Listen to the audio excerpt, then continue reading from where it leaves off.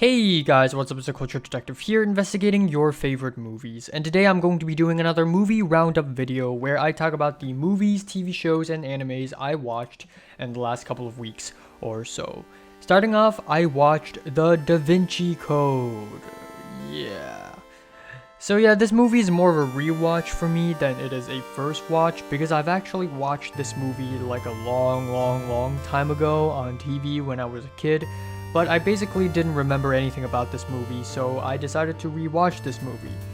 And first of all, let me just say that the premise is interesting as hell, and I'm really sure that the book that this movie is based on is probably interesting as hell as well.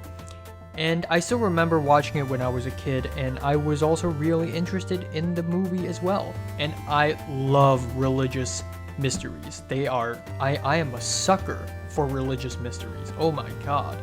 But for some reason, watching this film as a 20-year-old, it just didn't hit me as hard. It just didn't interest me as much. I think the story is needlessly complicated, and the flashbacks are really cheesy. It just didn't affect me as much, so yeah, I don't know what really happened there. 6 out of 10. Next up, I watched Hexan, which is a very long silent film essay from the year 1922, and I watched it because it has been 100 years since the release of Hexan. And truth be told, I only watched the first 30 minutes of this film. I just couldn't go any longer. It's partially because I was really sleepy and it was like 2 something a.m. in the morning already, but also partially because it's actually really freaking boring. And I know it's partially my fault. I mean, I'm just so used to synchronized sound and color. It just didn't really work for me anymore. And I think the subject matter of Hexan is really interesting as well. If you're into witchcraft and sorcery, you're gonna love this one.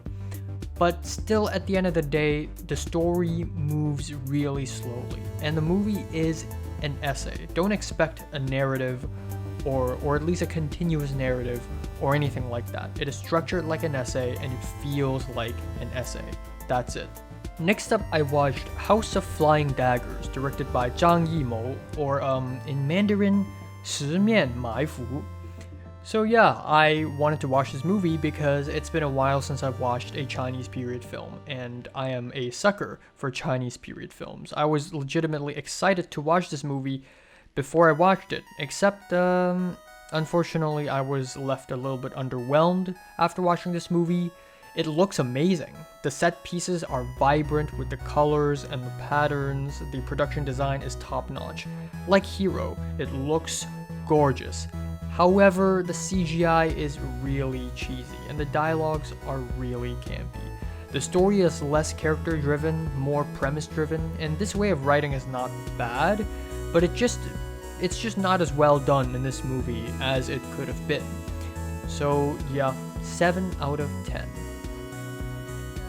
Afterwards, I went to film history class and I watched Un Chien Andalou by Louis Buñuel and Salvador Dali.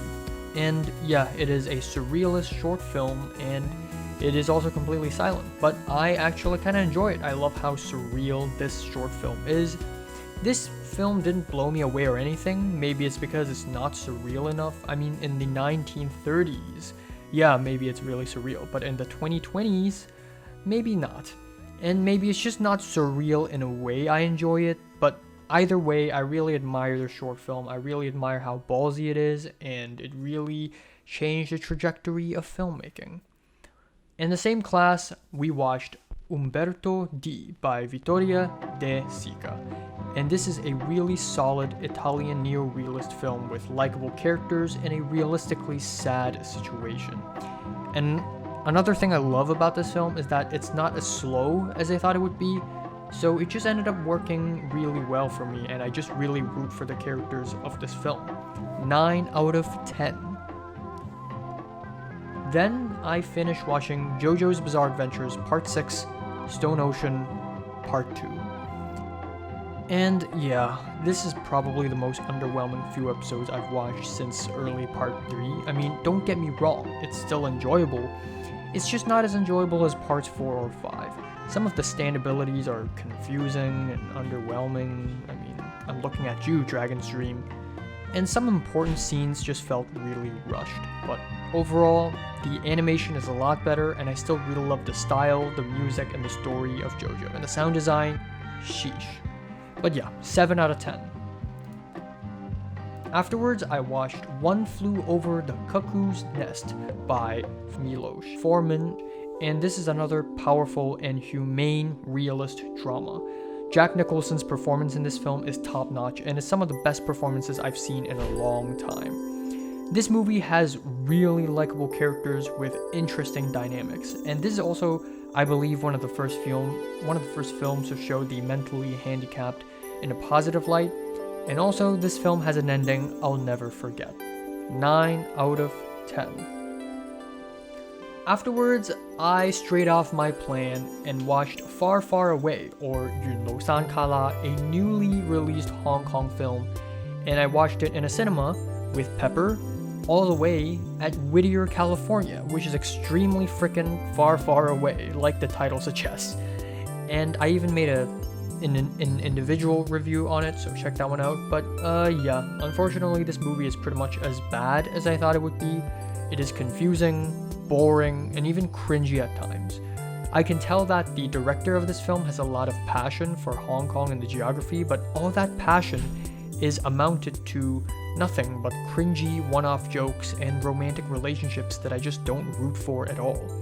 On top of that, the story is a mess. It has too many characters and too little runtime. So yeah, I'm gonna be generous here and I'm gonna give it a 5 out of 10. But yeah, light 5. Afterwards, I watched Close Up by Abbas Kiarostami. And this is actually my first Kiarostami film, because in my film history class, we're going to be watching a Kiarostami film a little bit later in November or December, I believe. And I wouldn't want that film to be my first Kiarostami, so I watched Close Up instead. And yeah, this film is really slow and inaccessible. 90% of this film is just talking, and it is a hybrid between a documentary and a narrative film, which is really interesting. But it is, in my opinion, a little tough to go through, especially if you're tired while watching the movie. But I do admire this movie a lot because it demonstrates the power and the beauty of cinema and how it impacts society. And the ending is beautifully poetic. It's amazing. So yeah, 8 out of 10. Next up, I went back to film history class and watched Le Genou de Claire, or Claire's Knee, by Eric Romer. And it is another really slow-paced, artsy European film that is 95% talking. And while it is really tough to get through this film, engaging themes are explored. There's a discourse in this film around lustful desires and romantic desires that are really thought-provoking. It has really realistic characters and realistic performances, and it makes you feel like they're very real. And the colors are beautiful in this movie as well. 8 out of 10. Then in the same class, we watched Le Jeté, which is one of the most beautiful short films I've ever watched in my life. Time, love, war, death, life, future, memory, and fate. Themes explored in a very powerful and poetic way. The way this film is shown is also part of the experience, in my opinion. Like, when I went into this short film, I had no idea how it's actually going to be shown, and I feel like that's part of the experience, so I won't be showing any footage here right now, out of not spoiling the form of this film, but it is fantastic. Go check it out. 9 out of 10. Finally, earlier today, I watched Twin Peaks Fire Walk With Me by David Lynch and co-written with Mark Frost. It didn't blow me away or anything, because I think partially it's because I watched Twin Peaks The Return, which is leagues more dark, disturbing, and surreal than Fire Walk With Me. But still, given that this movie is released in 1992, it is still extremely ahead of its time, and it is still a hauntingly dark, surrealist nightmare, and it is made only for Twin Peaks die-hard fans.